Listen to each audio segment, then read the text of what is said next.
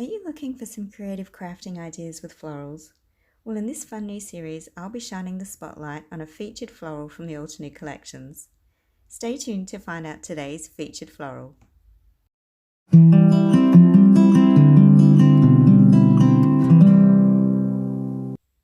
Hi Altenew friends, I'm Amanda Baldwin and welcome to Featured Florals, a new fortnightly fun and fresh series that focuses on florals.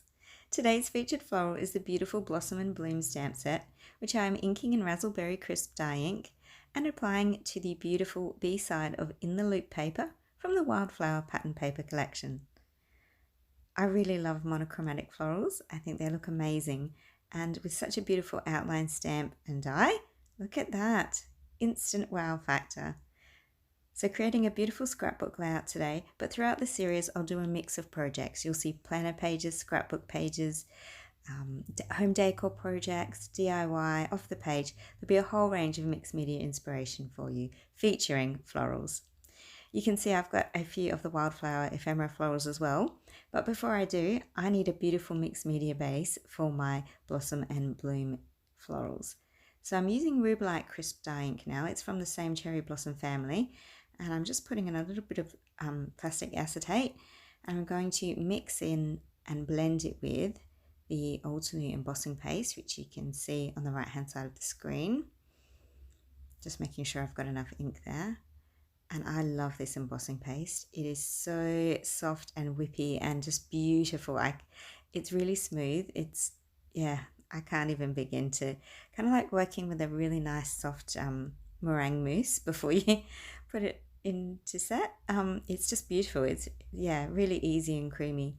And then I'm somewhat like a cake. I'm just going to butter it straight across the page through the area where I'm going to layer my floral base. So just a little soft hint of color. It does reduce a lot of the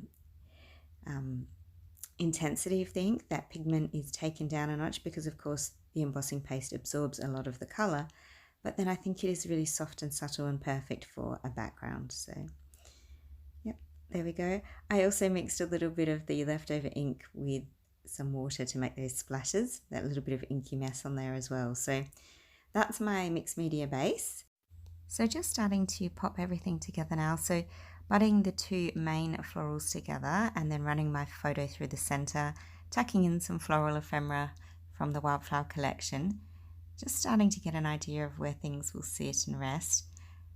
And if you have a favorite floral, please tell me in the comments section below so that I could hopefully feature it. It doesn't have to be an Altenew stamp.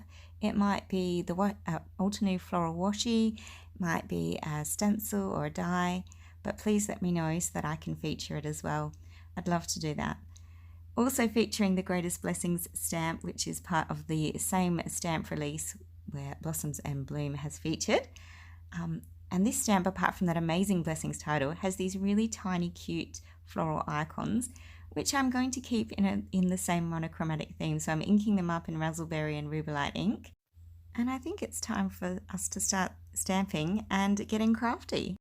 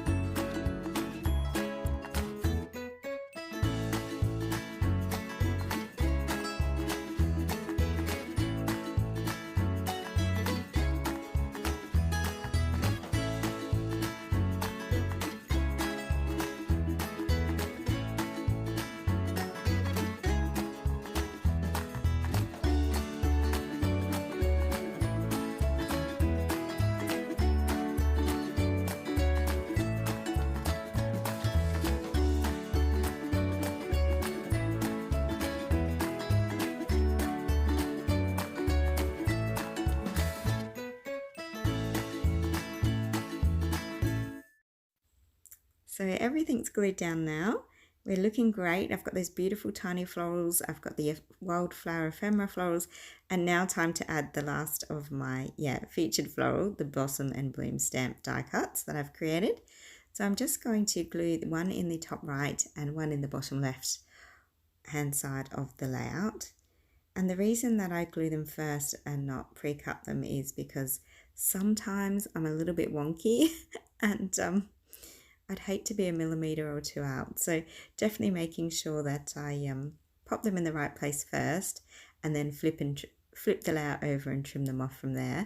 And of course then it leaves me with a really good offcut piece as well, which I will reuse, and I'll show you how in a moment too. So as I said, these florals were too beautiful and I couldn't help but use them over and over again. So I've now got them in my floral cluster. I've used them as an anchor at the top and base of my layout. And I'm also going to use them to anchor some journaling as well. So just snipping off those pieces. There we go. Just making sure we're nice and trim and even. But before we go any further, if you're enjoying today's video and you would love to see more featured florals inspiration, please be sure to hit that subscribe button and of course that tiny little bell icon so you don't miss any future videos, not just from me but also from our amazing inspiration team, because truly the Altenew crafters are incredible and have so much wonderfulness to share with you.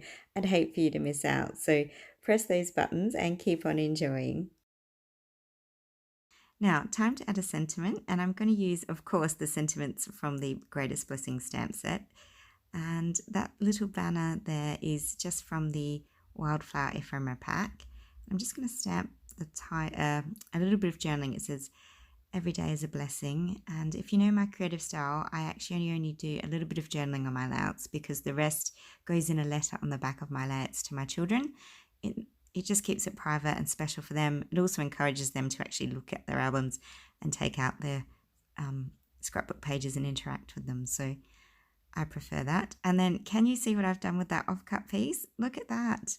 What a great way to enhance that label and that journaling to really make it stand out. And I'm just going to foam mount it as well. And that's going to help to anchor my title. It looks amazing. It's a really nice way to incorporate what essentially was a floral scrap, perhaps. You weren't going to use half a floral on a card or anything. So yeah, a really nice way to tuck in that last little piece of blossom and bloom stamp. I really love how that looks actually. Such a beautiful stamp to feature. So I'm really happy with this. Just going to finish off with some finishing touch cherry blossom enamel dots. And look, that's pretty much my layout finished for today. So really simple, elegant and beautiful. Featured floral crafting and creating. I really hope I've inspired you today. Please be sure to let me know in the comments section below your favourite florals. And yeah, look, thank you so much for being here and watching, for liking, subscribing, and have yourself a wonderful, happy arty days. See you in the next video. Bye.